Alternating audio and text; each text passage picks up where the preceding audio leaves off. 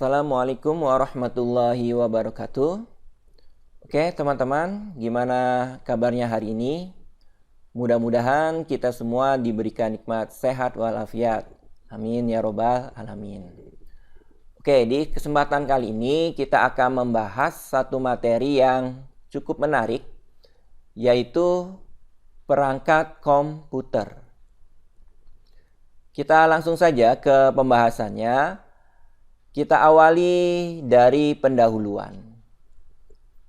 Menurut Alvin Toffler, ilmu yang akan berkembang di masa depan, futurologi, bahwa perkembangan zaman dapat dibagi menjadi 4 gelombang atau periode. Nah, di sini pasti teman-teman bertanya-tanya, siapakah Alvin Toffler ini? Oke. Alvin Toffler adalah seorang penulis dan futurolog Amerika yang dikenal karena karya-karyanya membahas mengenai revolusi digital, revolusi komunikasi, dan singularitas teknologi. Oke, jadi ada 4 gelombang menurut Alvin Toffler. Gelombang 0 itu cirinya adalah manusia masih bergantung dengan alam.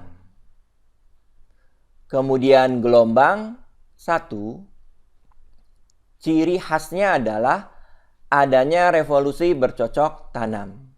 Sudah ada perkembangan yang berkaitan dengan bercocok tanam. Kemudian gelombang 2, cirinya adalah sudah mengandalkan kecerdasan. Artinya di sini sudah ada penghargaan, apresiasi yang berkaitan dengan ilmu pengetahuan. Di sini cirinya lagi adalah munculnya revolusi industri. Kemudian gelombang 3, ciri khususnya adalah masyarakat informasi. Artinya sudah ada perpindahan informasi secara cepat di dalam masyarakat tersebut. Oke, kita lanjutkan. Beralih ke jenis komputer. Dibagi menjadi 2. Yang pertama, komputer analog. Kemudian yang kedua, komputer digital. Oke, kita akan bahas satu persatu dari jenis komputer ini. Komputer analog itu memiliki beberapa prinsip ya. Yang pertama, prinsip komputer ini adalah komputer yang hanya menerima sinyal analog. Ini cirinya ya. Atau prinsip yang pertama, hanya menerima sinyal analog. Kemudian yang kedua, komputer ini biasanya digunakan untuk menggambarkan suatu keadaan.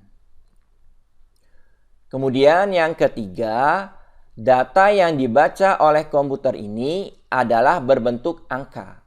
Dan data yang didapatkan adalah bersifat gelombang.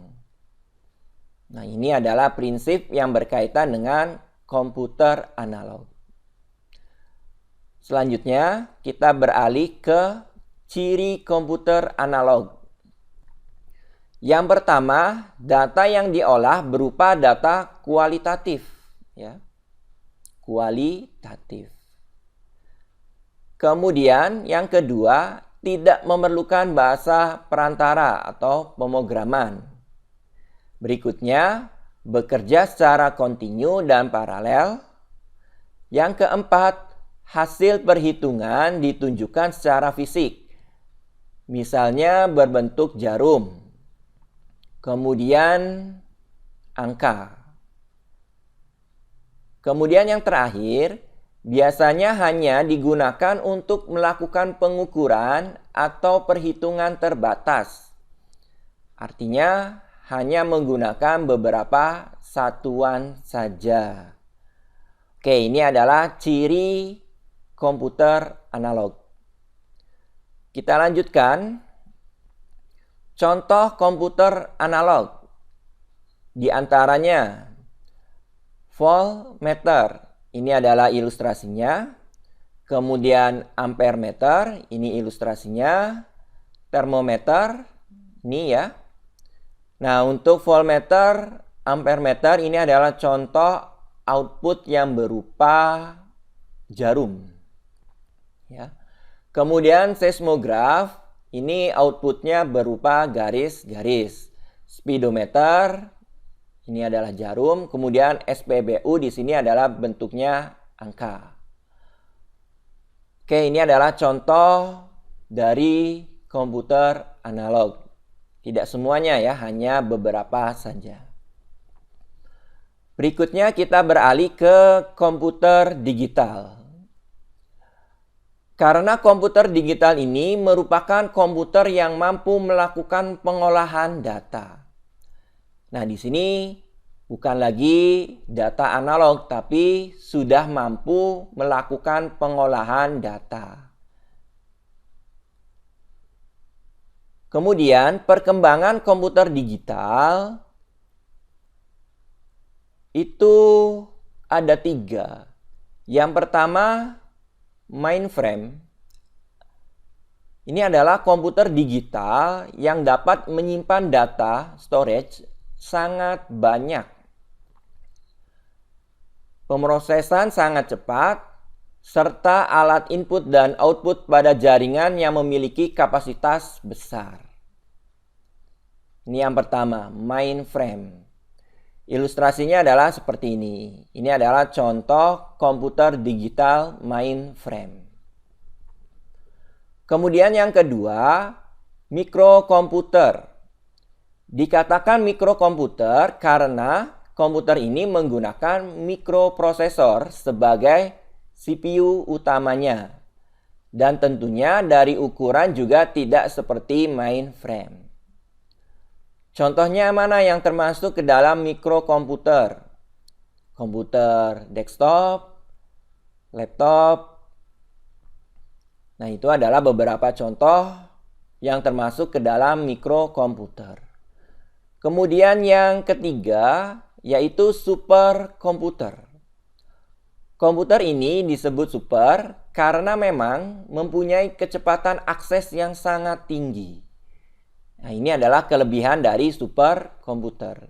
Kecepatan aksesnya sangat tinggi, sangat cepat. Oke, ini adalah komputer digital. Atau sebagai tambahan, ini adalah ilustrasi superkomputer. Nah, ini adalah ilustrasinya. Oke, mudah-mudahan apa yang saya sampaikan ini mudah dipahami dan bermanfaat. Saya akhiri. Wassalamualaikum warahmatullahi wabarakatuh.